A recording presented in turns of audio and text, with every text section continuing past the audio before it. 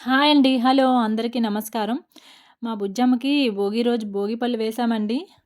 తల్లిని మించిన దైవం లేదంటారు కదా! అందుకనే ఫస్ట్ ఎక్కడైనా ప్రియారిటీ చూడండి తల్లికే ఉంటది. అసలు తల్లికి ఇవ్వాలి కూడా. అలానే ముందు నాతోనే వేయించారు మా అత్తయ్య గారు. భోగి పళ్ళు అరేంజ్‌మెంట్స్ అయితే అదరగొట్టేశారు. ఎలా చేయాలంటే అలానే చేశారు. ఇంకా ఏంటంటే మొత్తం మా వీధిలో ఎంతమందున్నారో వాళ్ళందరిని పిలిపించేశారు. ఇంకా పేరంటానికి. ఇంకా నెక్స్ట్ మా అత్తయ్య గారు వేస్తున్నారు. అయితే భోగిపళ్ళు ఎందుకు వేసుకుంటారు అనేది నాకు కొంచెం తెలుసు. అందులో మీకు చెప్తాను. మరీ ఎక్కువ నాకేం తెలీదండి. నన్నే ఫాలో అయిపోకండి. మీరు పెద్దవాళ్ళని కూడా అడిగి తెలుసుకొని చేయండి. అయితే 5 ఇయర్స్ లోపు చిన్న పిల్లలు ఎవరైనా ఉంటే అబ్బాయి అవ్వచ్చు, అమ్మాయి అవ్వచ్చు. వాళ్ళకి దిష్టి తగలకుండా ఆరోగ్యము మరియు ఐశ్వర్యం కలగాలని రేగుపళ్ళు, చిల్లర నాణేలు, పూల రెక్కలు, శనగలు కలిపి తలపై పోసే ఒక సాంప్రదాయ వేడుకంట ఇది. అయితే కొందరు ఇది ఏంటంటే మార్నింగ్ కొందరు చేస్తారు. ఈవినింగ్ కొందరు చేస్తారు. అలానే మేము సాయంత్రం చేసాము. అయితే ఏమేం కలుపుతారు అందులో అంటే రేగుపళ్ళు, చిన్న చెరుకు గడ ముక్కలు, బంతి, చామంతి, పువ్వుల రేకులు అండ్ శనగలు, చిటికెడు పసుపు మరియు చిన్న చిల్లర నాణేలు కలుపుతారు. ఇంకా ఎందుకు పోస్తారు అంటే, రేగుపళ్ళు శ్రీమన్నారాయణుడి స్వరూపంగా భావిస్తారంట. అందువల్ల ఈ పళ్ళు పిల్లల తలపై పోయడం వల్ల దుష్ట శక్తులు తొలగి మేధస్సు పెరుగుతుందని, బాలకృష్ణుడి ఆశీస్సులు లభిస్తాయని నమ్మకమంట. ఇంక మనం ఆగుతామా చెప్పండి? ఇంక చకచక స్టార్ట్ చేసేసాం మేము.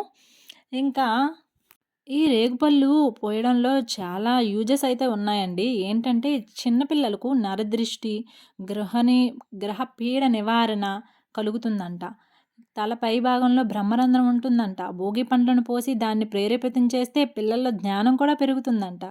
ఇంకా రేగుపళ్ళను పిల్లల తల మీద పోయడం వల్ల శ్రీమన్నారాయణుడి దివ్య ఆశీస్సులు లభిస్తాయంట. అందుకనే ఆ ఆశీస్సులకైనా మనం పోయించాలండోయ్! ఇంకా సూర్యభగవానుడి ఆశీస్సులు కూడా లభిస్తాయంట. ఇంకా రేగుపళ్ళతో పాటు బంతి పువ్వుల రెక్కలు ఎందుకంటే యూజ్ అవుతాయంట, చుట్టుపక్కల ఉండే క్రిములని మాయమవుతాయంట ఫుల్లు. మనకింక ఎక్కడ ఇబ్బందే ఉండదంట. ఆ బంతిపూలు ప్రాథమిక లక్షణం అయితే క్రిములను చంపడమే కదా! సో, చర్మ సంబంధమైన ఎలాంటి వ్యాధి నుంచైనా ఉపశమనం కలిగించే లక్షణం ఉందంట బంతి పువ్వులకు. అందుకని బంతి పువ్వులను కూడా యూజ్ చేస్తారంట. ఇంకా ఇంకొక ప్రాముఖ్యత అయితే ఉంది రేగుపండ్ల గురించి. ఏంటంటే, ఈ రేగుపండ్లని బదరీ ఫలం అని కూడా పిలుస్తారంట. బదరీ ఫలం అని పిలుస్తారు అని ఎంతమందికి తెలుసు? మీరు కామెంట్ చేయండి. నరనారాయణులు ఈ బదరీ వృక్షం వద్ద ఆశ్రమాన్ని ఏర్పాటు చేసుకున్నారని, ఆ ఫలాలను తింటూ తమ తపస్సును కొనసాగించారని ప్రతీతంట. మరికొందరు నరనారాయణులు శివుణ్ణి ప్రసన్నం చేసుకోవడానికి బదరికావనంలో ఘోర తపస్సు చేస్తున్న సమయంలో దేవతలు వారి తలల మీద బదరీ ఫలాలను కురిపించారని చెబుతారు. ఒక్కొక్కరు ఒక్కొక్కటి చెప్తారండి. అన్నీ మనం నమ్మాలి. ఎందుకంటే మనం హిందువులం కాబట్టి.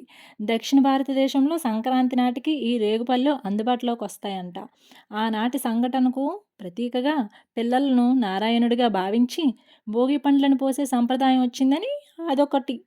ఇంకా భారతీయ వాతావరణానికి తగినట్లుగానే రేగు చెట్టు ఎలాంటి ఒడిదుడుకులనైనా ఎదుర్కొని పెరుగుతుంది అని 15 డిగ్రీల నుంచి విపరీతమైన 50 డిగ్రీల వరకు ఎలాంటి ఉష్ణోగ్రతనైనా తట్టుకొని నిలబడతదంట రేగు చెట్టు. అలానే మనం కూడా అంటే మన పిల్లలు కూడా అలాంటి ఒడిదుడుకులు వచ్చేటప్పుడు అలాంటివి ఎదుర్కోవాలి. అంటే స్ట్రాంగ్‌గా ఉండాలి. యాక్టివ్‌గా ఉండాలి. హెల్తీగా ఉండాలని కోరుకోవడానికి కూడా అదొక రేగిపండ్లను మనం ఈ విధంగా భోగిపళ్ళనేది వేస్తూ ఉంటామంట. ఇంకా మా వీధిలో వాళ్ళందరూ వచ్చి వెళ్ళిపోయారండి.